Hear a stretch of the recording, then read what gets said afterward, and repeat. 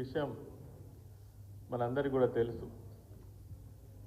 కాకపోతే గతంలో అనేక ప్రభుత్వాలను అనేక ముఖ్యమంత్రులను చూసినాం, కానీ ఇంత దుర్మార్గంగా ప్రజలను వంచించి మోసం చేసి అలిమిగాని వాగ్దానాలు చేసి ఓట్లేయించుకొని అధికారంలోకి వచ్చి సరే పార్టీలుగా ఉన్నటువంటి ప్రతిపక్ష పార్టీలను నాయకులను ఇబ్బంది పెట్టడం అనేటువంటిది ఒక వంతు. ఇది అక్కడ ఇక్కడ కొన్ని రాష్ట్రాల్లో జరుగుతుంటుంది, మనం కూడా చూస్తుంటాం. కానీ ప్రజలను కూడా వంచించి ప్రజలు ఎక్కడైనా ఎదురు చెప్తే వాళ్ళను కూడా కేసులలో పెట్టి జైళ్ళల్లో పెట్టి అంచివేసేటువంటి ధోరణి మాత్రం మనం ఒక కొత్త వరవడి రాజకీయాలలో చూస్తున్నాం. ఇది చాలా దుర్మార్గం. ఇది ఎంతో కాలము నడవదు.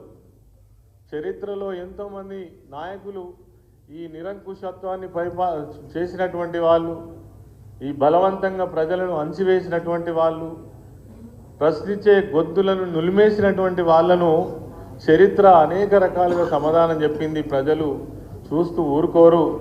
సమయం సందర్భం వచ్చినప్పుడు సరైనటువంటి గుణపాఠం చెప్పేటువంటి బాధ్యత కూడా మనం మోటివేషన్ చేసినా చేయకున్నా అన్నీ కూడా గమనిస్తూనే ఉంటారు. ప్రతి విషయాన్ని కూడా ఆ సమయం నిజంగా కూడా కొంత సమయం గడిచిన తర్వాత వస్తుంది కావచ్చు అనుకున్నాం.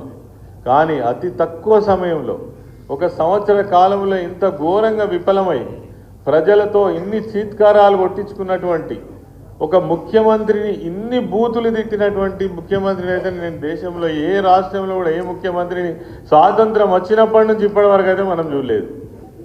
మరి తిట్టడము, అంతకంటే డబుల్ ట్రిబుల్ తిట్టించుకోవడం, ఇది ఈనాడు ఉన్నటువంటి పరిస్థితి మనం చూస్తున్నాం. ఒక ముఖ్యమంత్రి అంటే ఒక గౌరవప్రదమైనటువంటి స్థానం.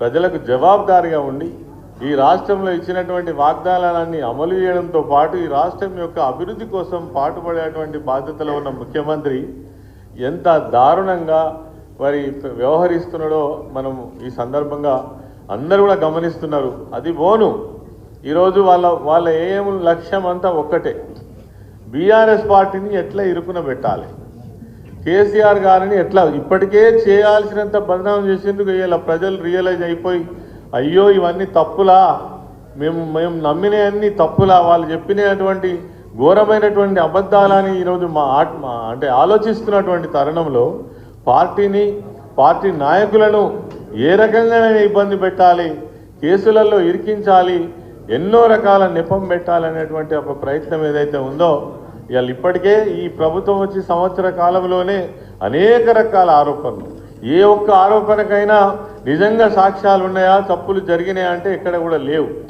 ఇలా కేటీఆర్ గారి మీద ఇప్పటికి ఇది 3వ 4వ ఆరోపణ.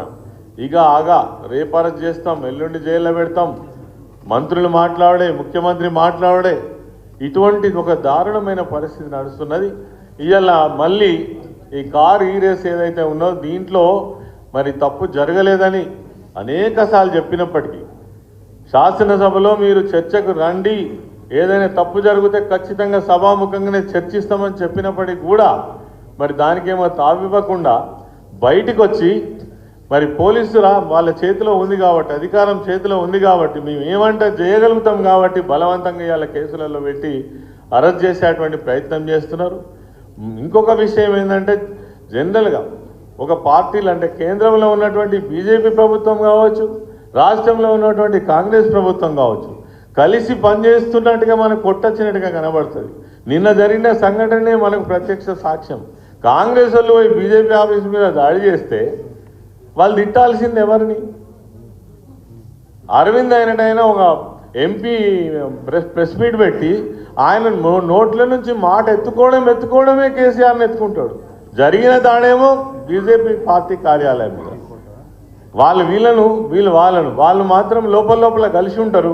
ఇలా ఇద్దరికి టార్గెట్ మనం అయినమనేటువంటిది మాత్రం ఖచ్చితంగా ఇద్దరు కలిసి మనను మరి ఎక్కడైనా ఇబ్బంది పెట్టాలనే ప్రయత్నం చేస్తున్నారు. దీన్ని నాయకులుగా కార్యకర్తలుగా మనం మాత్రం ఖచ్చితంగా అర్థం చేసుకోవాల్సిన అవసరం ఉంది. బీఆర్ఎస్ పార్టీకి త్యాగాలు కొత్త కాదు, ఉద్యమాలు కొత్త కాదు, కేసులు కొత్త కాదు. ఈ రకమైనటువంటి ఎన్ని వచ్చినా ఎదుర్కొనేటువంటి శక్తి సత్తా బీఆర్ఎస్ పార్టీకి ఉంది. కేసీఆర్ గారి నాయకత్వంలో, మన యువ నాయకుల నాయకత్వంలో ముందుకు కదులుదామని ఈ సందర్భంగా మనవి చేస్తూ, మరి ఈ సందర్భంగా మరి మాట్లాడేటువంటి అవకాశం ఇచ్చినటువంటి పెద్దలకు నమస్కరిస్తూ జై తెలంగాణ, జై కేసీఆర్. పెద్దలు కొప్పులీశ్వరన్నకు ధన్యవాదాలు. ఇప్పుడు మాజీ మంత్రివర్యులు మహమూద్ అలీ గారిని మాట్లాడవలసిందిగా కోరుతా ఉన్నాం.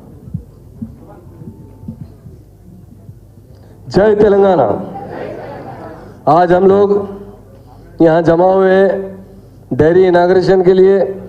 आज हमारे पार्टी वर्किंग प्रेसिडेंट ऑनरेबल केटी रामाराव साहब, हरीश भाई साहब जो फाउंडर पार्टी के साथ आज पार्टी को मजबूत किए हुए